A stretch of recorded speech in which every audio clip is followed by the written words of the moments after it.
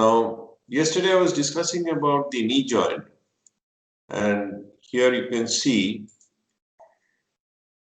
an edited photo of a sketch rather of the meniscus. So you can see the meniscus is a sort of horseshoe-shaped fibrocartilaginous discs on the two sides. So one on the lateral side, known as the lateral meniscus, the other on the medial side, we have the medial meniscus. So it looks somewhat, you can see, somewhat like that.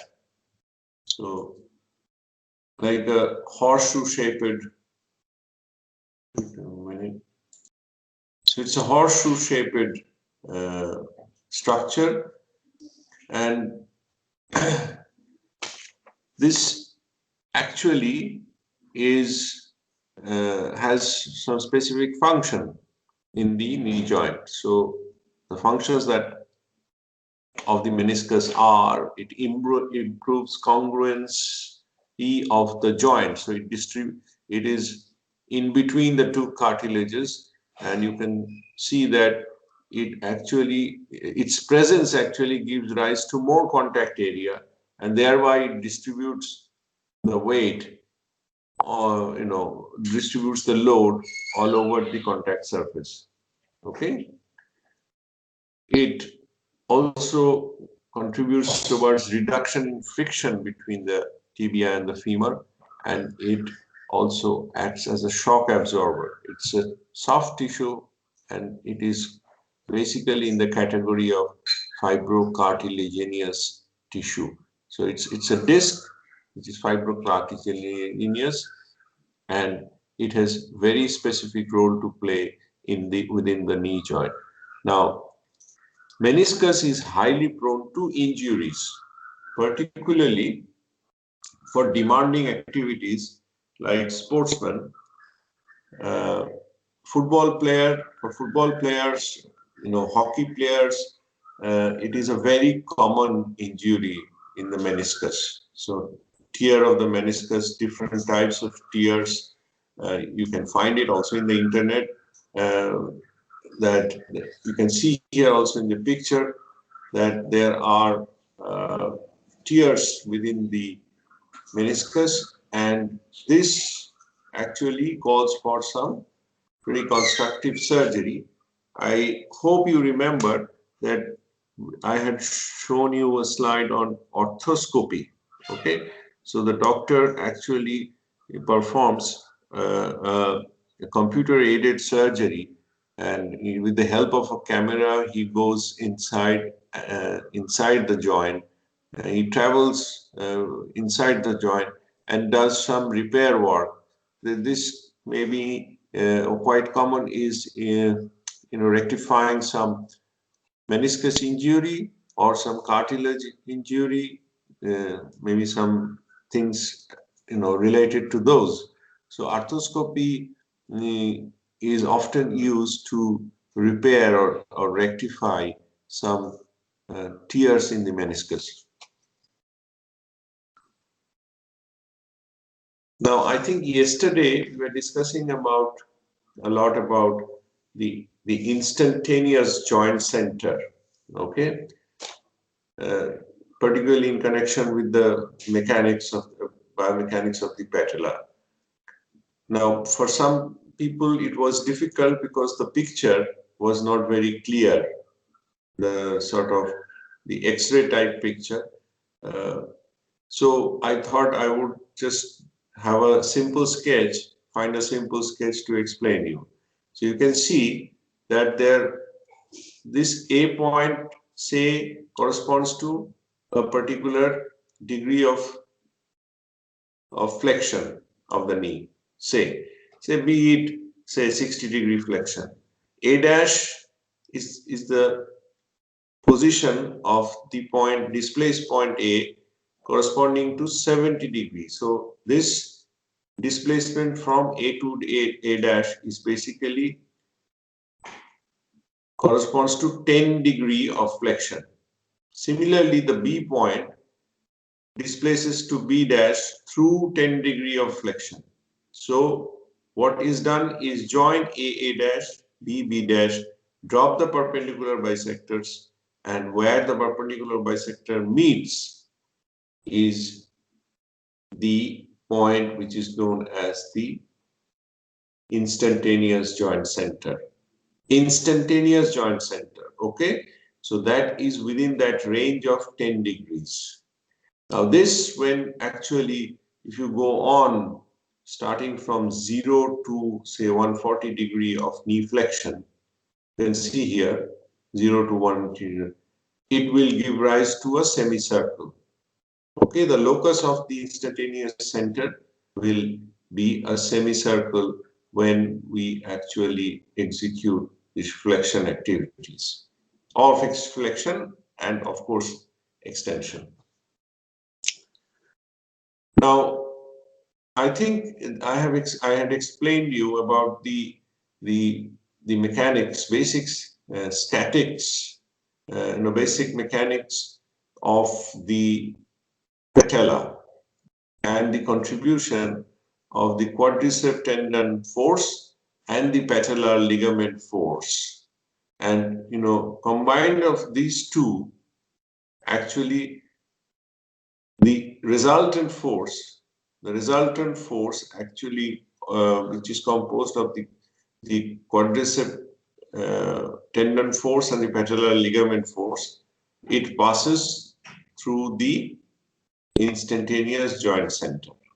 Okay, you can see very clearly. It's a very nice picture, and you can see very clearly. But note the lever arms D1 and D2.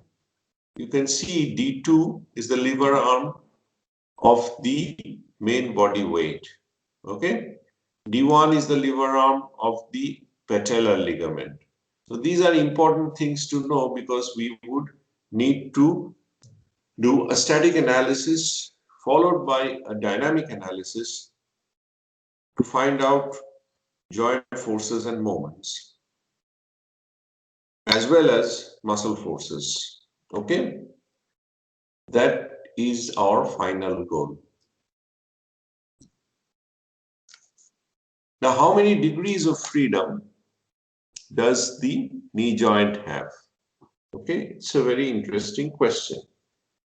Now, apparently, as you all know, or you can yourself verify, that knee joint is ideally, ideally speaking, a hinge joint, isn't it?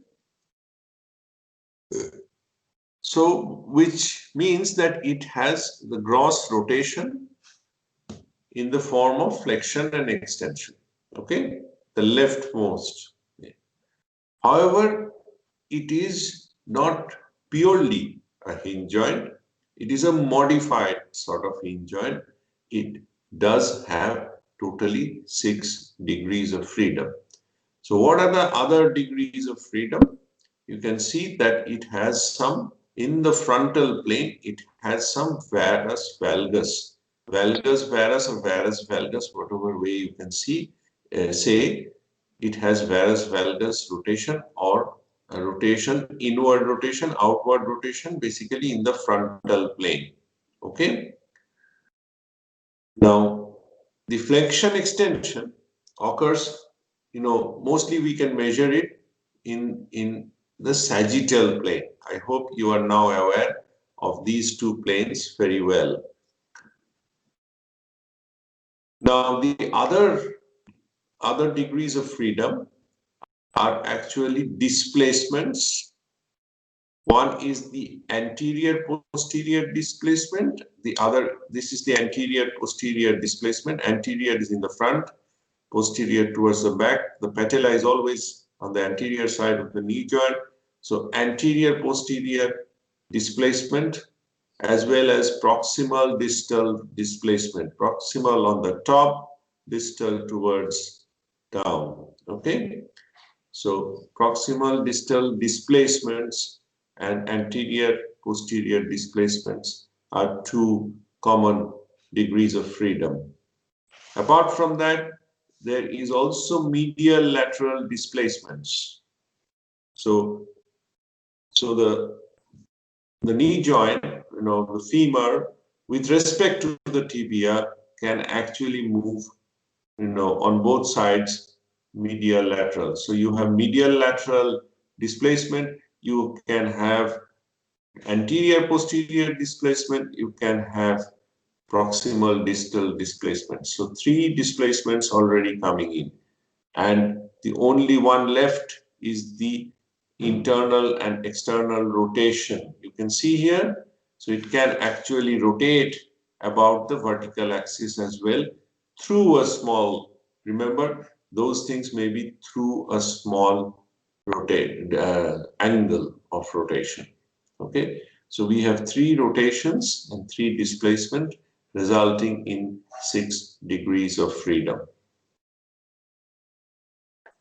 Okay, now I will move to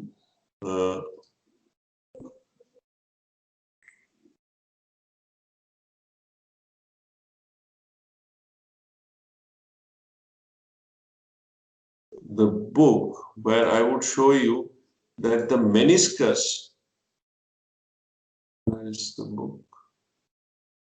Yeah.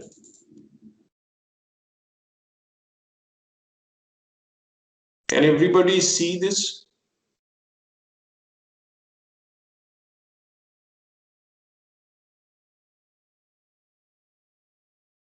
What happened? Oh my God. Yeah.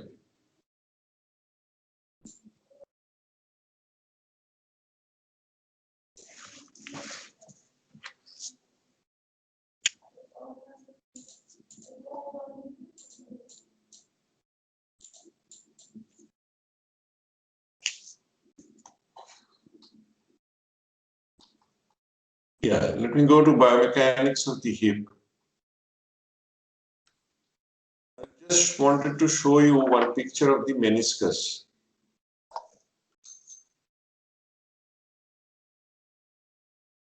Here, I hope everybody can see this. So, this is a picture. You have it as well because you are in possession with the book.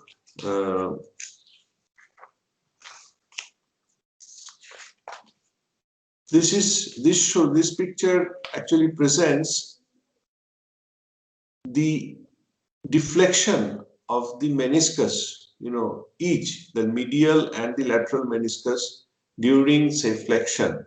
Okay, so you can see here, as the legend says, the simplified diagram showing the mean movements of the medial and lateral meniscus from full extension knee to 90-degree flexion during 2 conditions.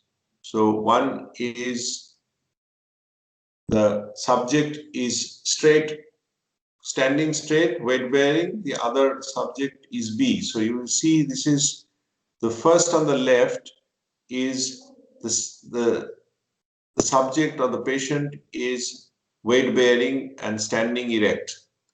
And for the second case B, it corresponds to the mean movements of the lateral and medial meniscus. This is in a sitting posture, no weight bearing. So you can see that due to weight bearing condition, the displacements of the meniscus during flexion from full extension to 90-degree flexion, there is quite an appreciable amount of displacement within the knee joint of these meniscus. Okay, these are in millimeters, remember. So quite high, 7.1, 9.5, 3.7, 5.6, 3.9, 3.6. Comparatively, in the sitting posture without weight bearing, all these displacement values are far less as compared to the weight bearing case A.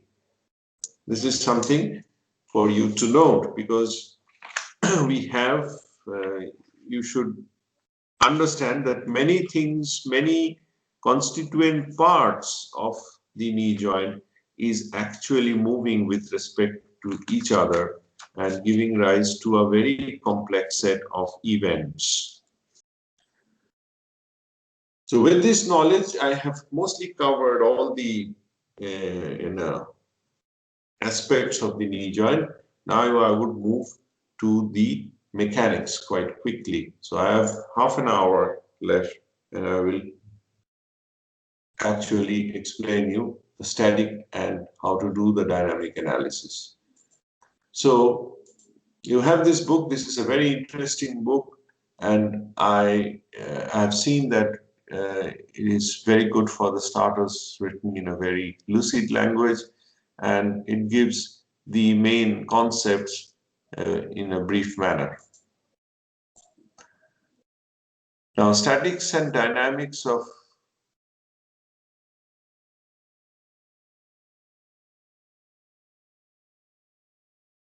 I need to go to page 189. Where is that? In here. Okay. 189. Okay, I'm there almost. Now, free body diagram of the lower limb segment, say during stair climbing. Before that, maybe this one is better. Free body diagram of the knee joint, first to start with. So everybody can see now? Just a moment, let me just check.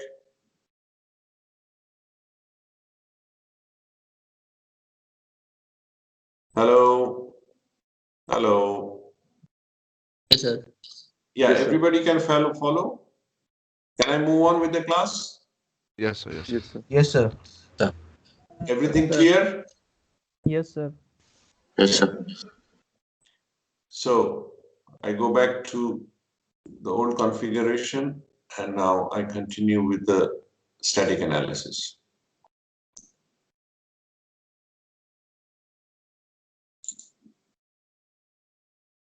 So free body of the knee joint, mostly you can see here we actually have three coplanar forces. Okay, but remember one thing: everything is simplified to a 2D condition. So that's a warning. It's not always a 2D system. It's essentially a 3D system, and everything is in a spatial coordinate system. Okay. So in a simplified manner, if we look at the whole thing, we have the ground reaction force, which is arising due to the body weight, W.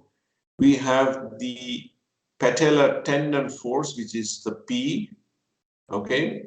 And we have a joint reaction force of the knee joint, one joint reaction force as designated in the free body. Now, we know the line of action and point of application both of this patellar tendon force, okay? But we don't know the magnitude. Of course, we know the weight, we know the magnitude, we know the line of action, we know the point of application. So everything about the ground reaction force and W is known.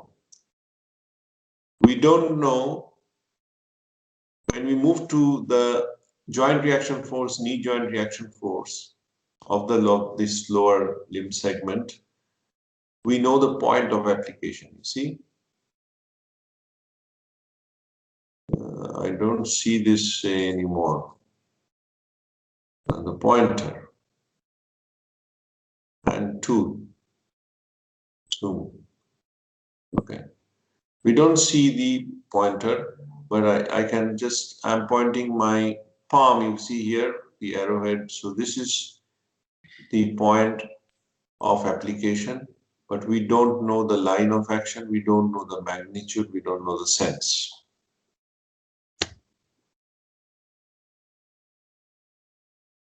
So we can say that this is basically three forces, combination of three forces, but we can idealize this as three coplanar forces. Okay, so if you try to plot these forces, of course, force P orientation is known. So we have force P we don't know the magnitude. Okay, we know the force W, magnitude and direction. We can complete the triangle and we can actually have the magnitude of force P as well as magnitude of force of the joint reaction force through this method. Okay, it's basically the vector method, graphical method to be more precise. So with these three unknowns can be rather the two unknowns, part unknowns of P, and of course joint reaction forces, nothing is known. This can be found out in the simplified coplanar force method.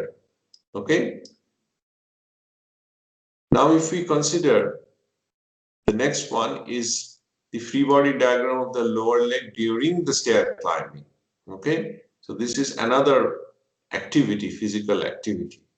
Okay, now this here you can see that the joint ground reaction force is passing through this line. Okay, which is located at a distance. So this line of action of the ground reaction force due to the body weight is acting through a line which is at a perpendicular distance A from the instantaneous joint center. Okay, so that is the black point. So A is the lever arm of this ground reaction force, right? Again, the patellar tendon force P is plotted. We know the line of action, and if we drop a perpendicular, we get the lever arm, corresponding lever arm of the patellar tendon. That lever arm is designated as B. Okay. Now what is the mechanics involved in this situation? Now, as you can see that this weight, the ground reaction force, is now displaced from, because of a posture. If we consider a posture, say during stair climbing, of course it is an instantaneous posture. So it is it is a posture corresponding to time t while executing stair climbing. But we are doing a static analysis. Okay, we will be actually aiming at the moments which are being created by the external forces and the moments that are counterbalancing the effect of the external forces. So the ground reaction force due to the body weight during this stair climbing activity creates a moment which is W into A.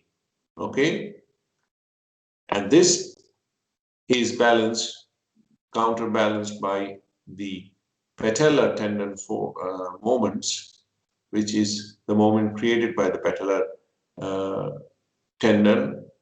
So that is P into B. So if you take a moment about the instantaneous joint center, or you can equate the two moments, one is the active moment, other is the counteracting moment. So that would give rise to this equilibrium equation. So W into A is equal to P into B. So that is P to the moment equilibrium equation.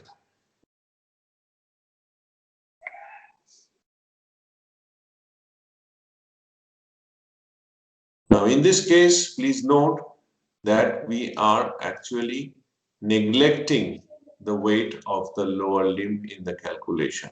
Okay, because it is less than 1/10 of the body weight. So it is negligibly small considered to the full body weight. But of course, considering the weight of the lower limb can also contribute towards the calculation, whatever small amount it may be.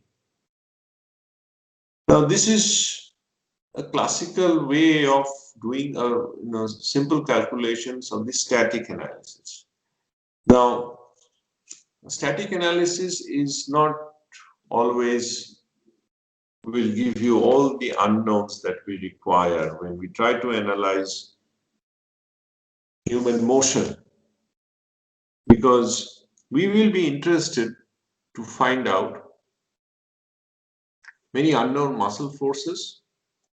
We will be interested to find out the forces and moments acting at each and every joint. There may be quite a few number of joints that constitute a joint altogether, like the shoulder joint. You have glenohumeral joint, you have acromioclavicular joint, and so on. So there are a number of rigid links in form of bones, and which gives rise to several joints, and these joints are actually covered by a lot of bones, as well as joints are covered by the muscles, as you have already seen. So determination of the muscle force, determination of the joint movements and forces in detail is a vital subject, and you need to learn this. Now, in this endeavor, static analysis has its strength, but the static analysis is not sufficient to find so many unknowns.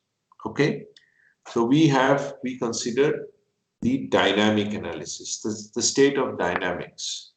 So, so this is more regarded as a dynamics problem, and then we can actually find out the several unknowns. So in a static analysis, classically, the main forces are the weight of the body, maybe some muscles, some muscle forces, some soft tissue, which are acting as applied loads.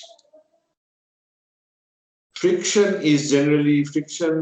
force are generally neglected in the normal joints. So it is more a simplified way of treating the whole musculoskeletal system. In case of a dynamic analysis, there are two important additional factors apart from the static analysis that needs to be taken into account. So number one is the acceleration of the body, and number two is the mass moment of inertia. Number two is the mass moment of inertia of the body segment. Okay, so if you are actually looking into or trying to perform a dynamic analysis of the lower limb, say this one, then we have to consider this lower limb part, the knee joint at the below knee joint level from the joint. So we have, when it is executing a physiologic movement in form of, say, stair climbing or walking, we need to actually record the acceleration of the body part. Okay, this is vital. This is where your gait analysis 3D motion capture system will be actually contributing. Okay, I will systematically list down the steps that needs to be executed in case of performing a dynamic analysis, and later those data from the dynamic analysis is fed into static analysis and to solve few unknown forces and moments. So consideration, recording and data on acceleration of the body part under consideration is of vital importance, as well as the moment of inertia of the unit. Okay, so the steps, as I was telling you, that are required to calculate magnitude of forces acting on a joint at a particular instant of time during any dynamic activity are listed as follows. Okay, the first step is that you do what you need is get hold of the anatomical structures. Okay, very clearly identify the anatomical structures. So definition of the structures, anatomical landmarks, points of contact of articular surface, and the lever arms, very vital, lever arms involved in the production of forces in the biomechanical system. So the lever arms, as you all know, plays a vital role in the moment generation, both active and counteractive moments. The next point is the acceleration of the moving body part or body unit. The angular acceleration needs to be determined, and this can be determined through your 3D motion capture system in the gate analysis. You need to actually also determine the mass moment of inertia of the moving body part. These two, as I told you, are additional important steps that needs to be followed apart from your idealized static analysis. So from these data, measured data, as well as, you can say measured in form of 3D motion capture system, also from the data that is available of a particular body unit, uh, anatomical landmarks, other dimensions, things like that, like liver arm, all these things. What you need to do is you need to calculate the moment acting about the joint. So calculation starts with the moment acting about the joint. The magnitude of the main muscle forces accelerating the body part can be calculated. The next step, how it is done, I will show you how it is done. So after this, after we have calculated the muscle forces, considering a dynamic state, we can actually feed this data and then we can use in the static analysis. We can then consider it as a static analysis once I have the main muscle forces that is responsible for accelerating the body part. After it is calculated, we can feed this data and then find out the joint reaction force for that particular instant of time. So, as I was telling you, that the structure of the body involved in producing the forces on the joints needs to be identified, and great care must be taken in applying the first step, because there is the determination of the lever arm involved for all the major knee muscles, okay, according to the degree of flexion and, of course, different patients, different genders.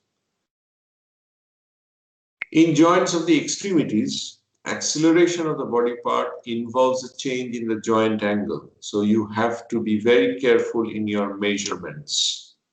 Not only the kinematic, measurements, as you all know, using the 3D motion capture system needs to actually get hold of the angular acceleration of the moving body part. The entire movement of the body part needs to be recorded. So these are all things photographically. So you have the camera, the infrared camera with your markers. So those things are the latest, and you can use those things to find out the angular acceleration and the joint angle. Okay. So the maximal angular acceleration for a particular motion can be calculated. The next important thing comes from the data book. the mass moment of inertia of the moving body part. So that we can actually, it's an anthropometric data, anthropometric data of the body, and this actually there is a lot of data available in form of table of each and every body part. So that data needs to be used to calculate the mass moment of inertia of the body part. Now, within the dynamic analysis, now we come to the equation. So we use the Newton's second law, which states that the motion if the motion is angular, the torque is a product of the mass moment of inertia of the body part and the angular acceleration. So we use T is equal to I alpha. So T is the torque produced due to this angular movement, and I is the mass moment of inertia, alpha is the angular acceleration. So we put the value of the angular acceleration and the mass moment of inertia, calculated both, one measured, one calculated, get hold of the T, torque. Now this T is actually counterbalanced by another moment created by the muscle force F multiplied by the lever arm. Okay, so if we equate these two, we can get hold of the sample calculation is shown here. You can see here that this is the angular acceleration, 0.35. Oh, sorry. Angular acceleration is 453 radian per second square. And you have from the anthropometric data table, we have the mass moment of inertia as 0.35. It struck me with the units. So you have this as alpha, this is as I. So I into alpha gives you 158.8 Newton meter torque as external torque. Okay. Now this is equal to the muscle force, say F, multiplied by the lever arm. So if it is a tibiofemoral joint, so we see that the subject's patellar tendon to the instantaneous center, the distance is 0.05. So we have 158.5 Newton meter equal to F into 0.05. So this gives you the patellar tendon force as 3170. A very simple calculation based on some given data. Okay. So after you get hold of this patellar tendon force, you can, as I told you earlier, you can repeat the calculation of the static analysis with this magnitude of force, and then you can actually determine the joint reaction force, tibiofemoral joint reaction force. Okay, these are the basic steps, but very important. Slowly you are learning. There can be many complex steps in the 3D motion analysis system, and further finding out this muscle force. Finding out this muscle force may not be so easy in a complex three-dimensional system. Okay, so we will explain it to a much greater depth in the subsequent classes, but ideally this is what would be the steps in case of finding out forces and moments in a dynamic situation, and how we use the data later on to find out the joint reaction force using the static analysis or the static equilibrium. Thank you. If you have any question, you can ask me now. I will just move. And now I can probably, yeah, any questions, please? We have 5 minutes to go. Sir, Yeah. so when you said that torque is equal to the moment of inertia into the angular acceleration of the lower leg, won't that be the net torque? That's the torque we get after subtracting the torque due to the ground reaction force and the patellar tendon force. No, no. One is, see, as I told you, the body, the body weight is acting through the center of gravity, and the ground reaction force is the manifestation of the of the body weight. Okay. Yes, sir. So that is acting in the vertical direction, as I told you. Now, internally, this force system is internal. They are creating this motion. The muscles, they are actually receive signals from brain that you have to do this activity, and they are giving you, they are the prime movers of the whole system. So they create this no, they give the force to for you to move. Okay, and in a particular instant, say as it is shown, that this is being acted, the patellar force, where is it here? Okay, the patellar tendon is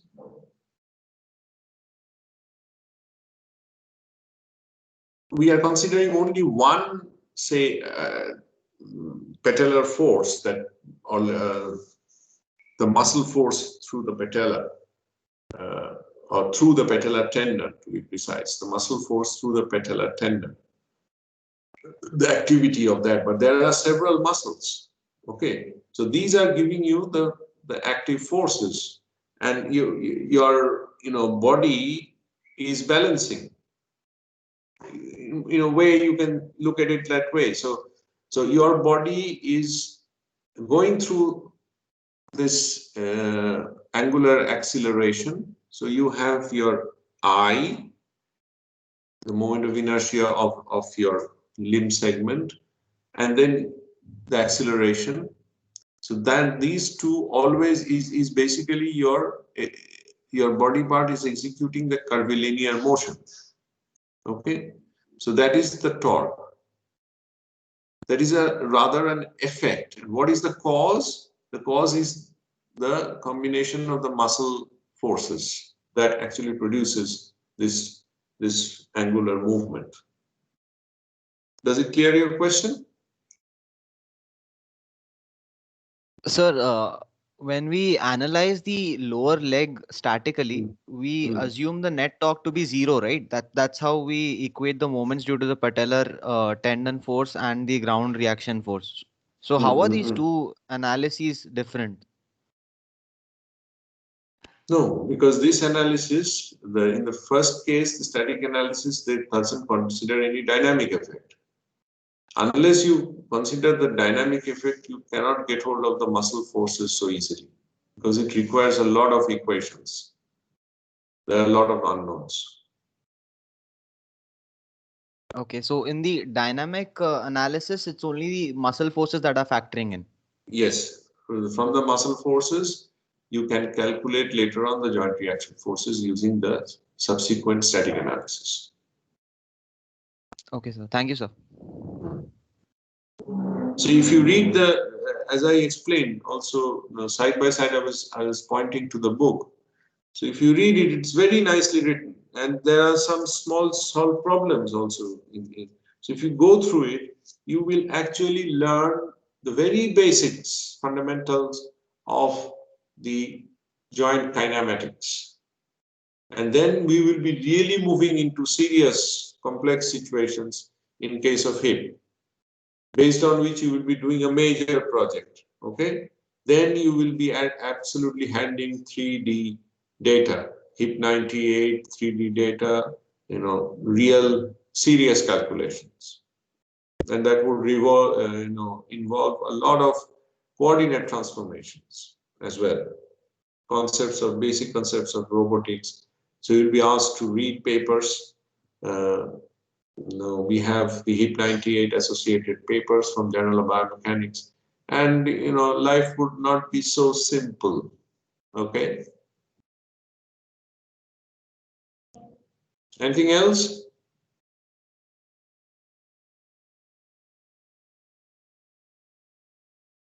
But go through this book. It's very nicely written. This chapter 7, biomechanics of the knee.